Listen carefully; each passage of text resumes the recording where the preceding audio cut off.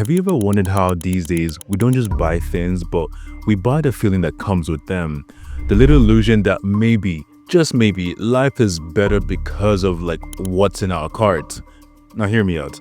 The world made it easy. A single tap, a promise to pay later, and suddenly it's ours. They call it convenience, a system designed to make life smoother. First of all, purchases simpler and gratification instant. But beneath that ease, something subtle is shifting. We're no longer just spending, or rather, we're no longer just spending money, we're spending patience, trust, and sometimes even peace of mind. Buy now, pay later sounds harmless enough. It used to be reserved for big purchases like a car, a fridge, maybe even TV. Now it finances every single thing from even a $12 smoothie to even a small snack from the corner stall or whatever. And you can divide almost anything into easy payments. You miss one installment and the late fee might cost as much as the item itself. Now that's the tricky part, because this is what economists call the financialization of poverty, a system where convenience comes with invisible cost. Still, buy now pay later fills a real gap. Life is expensive. Emergencies appear without warning, and salaries don't stretch as far as they used to anymore. For many of us, buy now pay later is not a luxury, it's a lifeline. Across Africa, platforms like CredPal in Nigeria, LipaLater in Kenya, and Payflex in South Africa, they give millions of people access to credit they would never otherwise have access to. And for the unbanked, it's a bridge, a way to buy school supplies, restock a small business, or replace a broken phone.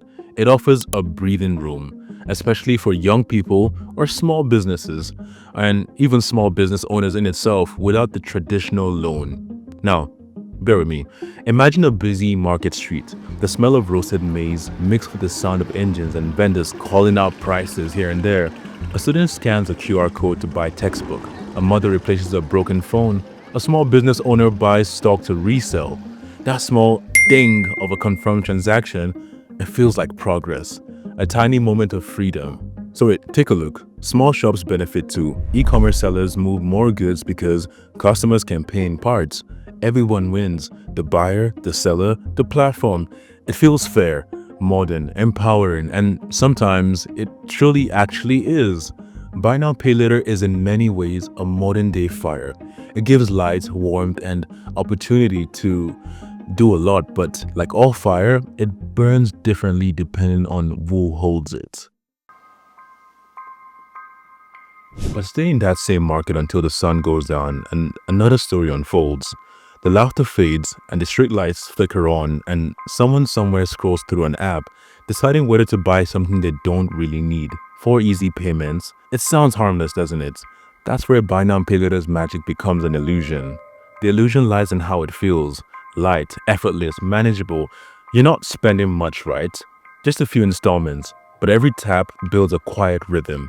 You start buying not because you need to, but because you can. It's the illusion of affordability.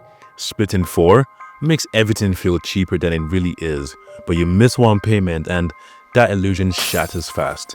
Late fees appear, interest piles up, and that friendly app suddenly feels less like a helping hand and more like a weight on your chest. This, my friend, is where the psychology of instant gratification meets corporate design.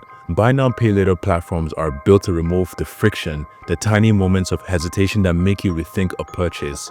They delay the pain of paying and turning spending into something that feels good. Each transaction teaches you that patience is outdated, waiting is unnecessary, and instant is normal. Behind the scenes, these companies thrive on data, your shopping habits, emotional triggers, and even the time of day you're most likely to spend. The data doesn't just sit idle. It's analyzed, sold, and used to influence you. The goal is simple: to keep you spending. And for the first time in history, debt has been gamified. The language is soft and playful. Make it easy, split in 4, no interest if you pay on time.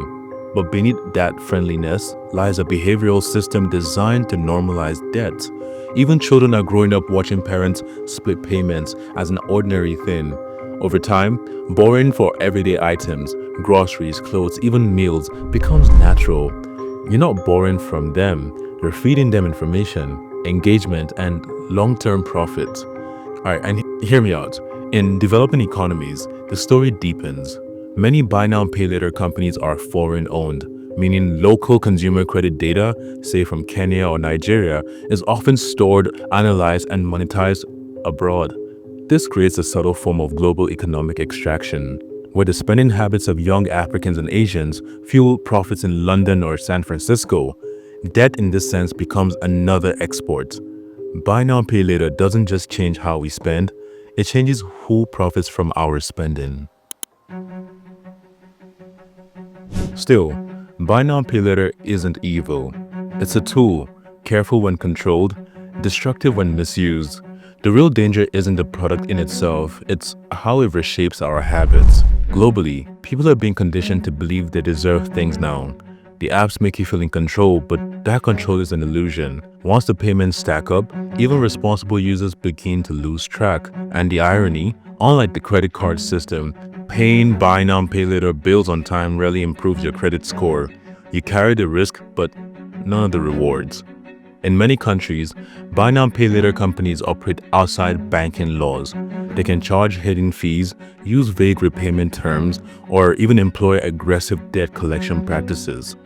The fintech world is evolving faster than people's understanding of it. Consumers are stepping into a new financial ecosystem, one where credit is hidden inside convenience and where even a missed $5 payment can lead to long-term consequences. But perhaps the most powerful trap is habit. Even if you never miss a payment, the rhythm of buy, pay, and repeat becomes a part of your life. That's how invisible debt begins, not as a crisis, but as a routine. Buy now pay later is more than a financial product. It's a mirror. It reflects our hunger for immediacy, our trade of patience for comfort, and our willingness to borrow peace of mind for temporary joy. It's reshaping what it means to own, to wait, and to deserve. Around the world, more people are reporting financial anxiety and guilt, not from massive loans, but actually from juggling multiple micro debts. Buy now pay later debt doesn't feel heavy, but it lingers like background noise you just can't turn off. It seeps into how we socialize, how we shop, and even how we dream. Weddings, vacations, and cosmetic surgeries are now affordable through installmental payments. Debt has become a lifestyle. Buy now pay later promises equality. Everyone can afford it, but in practice, it punishes the poor. Miss a payment, and your fees are higher. Your access restricted. The wealthy glide through interest-free plans. The poor get trapped in cycles of quiet debt. It markets itself as freedom, but often functions as a leash made of convenience. The truth is, buy now pay later isn't just about how we spend money. It's about how we spend patience. And patience, unlike money, doesn't replenish easily. We crave freedom, yet we keep falling for the systems that quietly take it away from us. And in the end, buy now pay later is a reflection of us, our desires, our impatience, our longing to feel in control. It can light your path or it can burn through your future. The choice, as always, is in your hands. All right. Thank you so much for watching. That was a very interesting and insightful one.